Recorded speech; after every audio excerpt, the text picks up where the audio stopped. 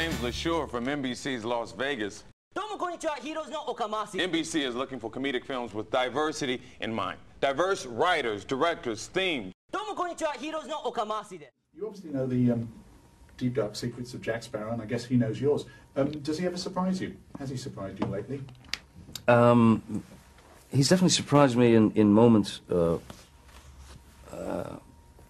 know, while sort of in the midst of the process, you know, in the middle of a scene and whatnot. No, we kind of know each other's thoughts for sure, but he has surprised me in a sort of spontaneous, you know, moment. Can you think of sort of things? I wonder if you suddenly come out with something and think, you know, that's all him, it's not me.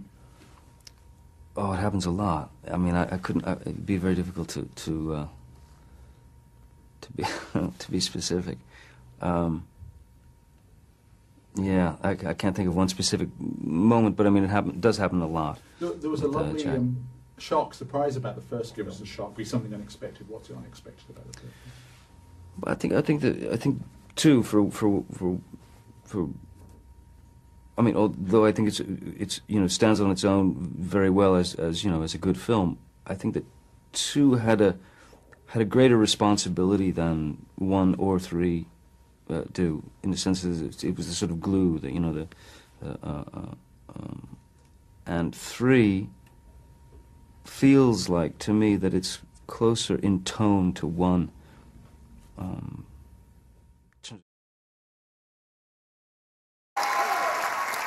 Now, what can you describe the movie to? I know, but can you describe the movie to our audience? Well, co-star, maybe you can help me out with it. It's a story about the last 2 blue macaws in the world, and one of them is bird-napped when he's. This is a long explanation. One of them, he's bird-napped when he's a bird and never learns how to fly, and is taken to Minnesota, and it's about his journey back to Rio to meet my character and have them save their species, and they wind up getting bird-napped again. Yeah. And your character helps us through all sorts of problems. But your bird is full of life and rhythmic. Yeah. And she's... I'm a Brazilian babe. You're a Brazilian babe! Now, you do everything in this movie. You sing in this movie. Is this the first time that you've sang?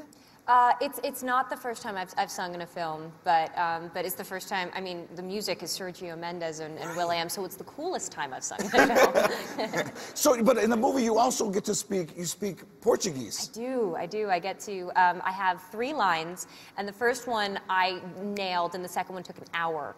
Because there's, you know, I don't know if you know anything about Portuguese, but like the X makes like it's like ha.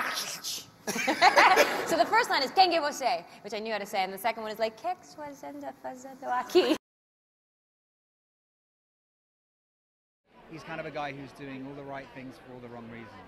Got you. What attracted you to the script?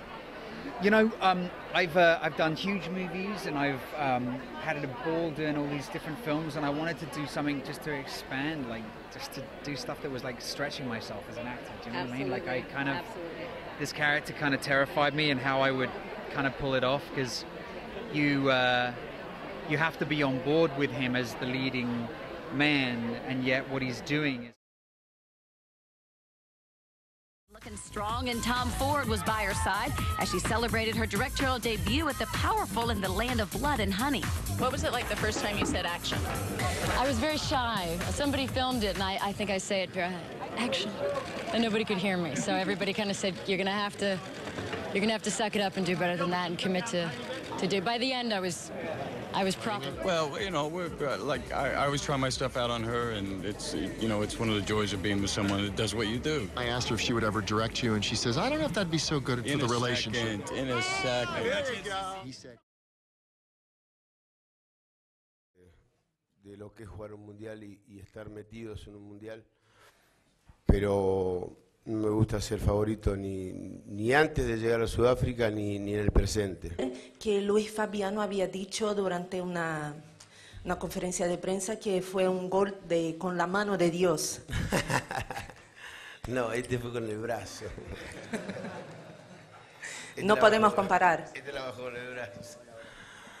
No, la verdad que es muy evidente Es muy evidente porque creo que hay doble mano. Pero bueno, lo tragicómico es la sonrisa del referí después. Porque yo no vi al árbitro cuando le hice el gol a Inglaterra reírse. Tenía más dudas, tenía unas dudas, miraba en línea, en ese momento no había cuarto árbitro, pero miraba a la gente a ver que le diera una mano. Y ayer el referí se salió riendo. Y esto es lo que nos golpeó a todos. Entonces la viste, ¿por qué no la cobraste? You heard him. Well, the winner gets a pitch meeting at NBC and could end up creating a new show for them. For more information, go to www.comedyshortcutsnbc.com. Whoa, where did that come from? From my mouth.